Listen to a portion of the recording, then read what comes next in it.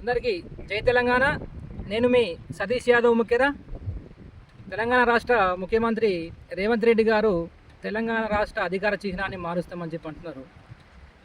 దాన్ని నేను వారి సూటిగా అడుగుతున్నా, తెలంగాణ రాష్ట్ర చిహ్నాన్ని మార్చడం వల్ల తెలంగాణ ప్రజలకు కూరగత్తదా భూవగత్తదా, లేకపోతే నిరుద్యోగికి ఉద్యోగం వస్తుందా, లేకపోతే ఎవరైనా పిల్లలకు మంచి విద్య వస్తుందా, వైద్యం అంతదా, లేకపోతే ఏదైనా కుటుంబం ఆర్థికంగా బలపడుతుందా? ఎందుకు సార్ ఇవి అన్ని సమయం వృధా చేసే పనులు?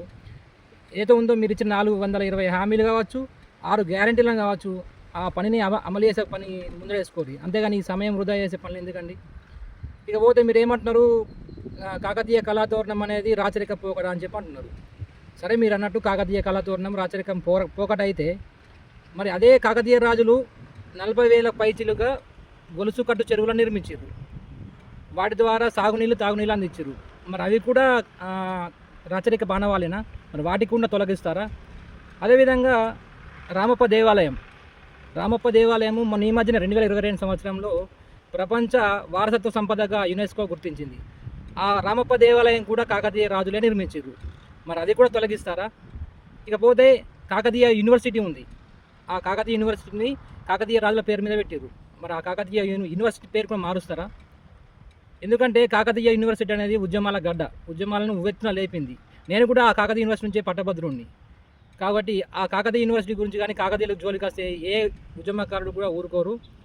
ఇకపోతే హైదరాబాద్లో ఉన్నటువంటి ఉస్మానియా యూనివర్సిటీ కావచ్చు, ఉస్మానియా హాస్పిటల్ కావచ్చు, ఇవి కూడా నిజాం రాజులు వాళ్ళు కూడా నిర్మించినాయి. సో అవి కూడా ఏది రాచరిక ఆనవాళ్ళు అయితే మరి వాటిని కూడా తొలగిస్తారని అడుగుతున్నా.